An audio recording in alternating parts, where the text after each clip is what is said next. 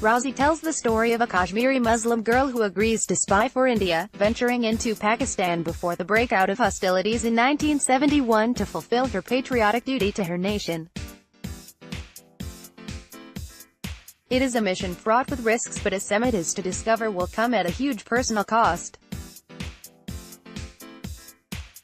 Was it all worth it for the young girl? The nation certainly benefited by frustrating the plans of the enemy. I will refrain from revealing more in the interest of those yet to see the film, but the film also succeeds in revealing the human cost of war. The film has been praised for not demonizing Pakistan and showing those in uniform on the other side of the border as decent human beings, just as people on this side, couched in the belief that India must be crushed to ensure the security of the Pakistan state. I would imagine that the cinematic device of demonizing Pakistan has been done to death in past potboilers. Raazi is what one would expect from an intelligent director like Meghna Gulzar with an excellent track record. It is more than 2 centuries since the idea of the nation has become a mighty force in the individual and collective consciousness of society. I, perhaps, felt more Indian while living in America and imagined a sense of alienation from that mainstream, which ended up bringing me back.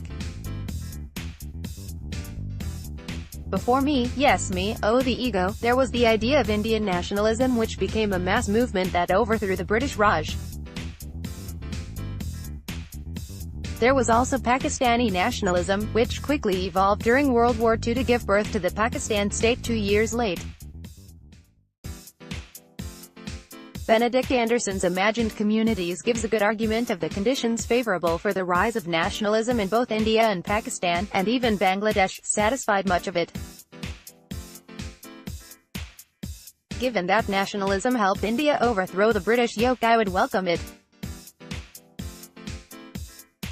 But when nationalisms come into conflict, it can be a bloody mess, as we discovered in Kashmir and Northeast. Even the cultural nationalism espoused by Hindutva groups like BJP has evolved a robust "my nationalism versus your nationalism" debate. God forbid that this stage of conflicting ideas descends into violence. The "Crush India" stickers that Sehmat frequently sees around her in Pakistan encapsulated very well how the joy in discovering a Pakistani nationality quickly morphed into the identification of an omnipresent enemy. Consequently, Sehmat had to choose between her nation, India, and her new family. Like Sehmat, we are individuals in conflict with ourselves and those around us. New ideas of the nation are constantly being constructed as the liberal elite and vanguard that dominated India for 67 years recedes and a conservative firmament dominated by Hindutva forces takes center stage. All certainties vanish over time. Empires were vanquished. Colonialism also lost strength. Now is the heyday of nationalism. Will tomorrow bring a post-nationalist discourse? Time will tell. The idea of the nation towers over us and we are mere specks of dust sticking to the cogs in the nation's wheel. Like Sehmat, at least let our ideas be for some good. Let them not be like Kasganj, where communal riots erupted on Republic Day and exposed the faux patriotism of some. In the end, we can be optimistic and hope that Sehmat was not broken. And hope is all we have. Disclaimer: views expressed above are the author's own.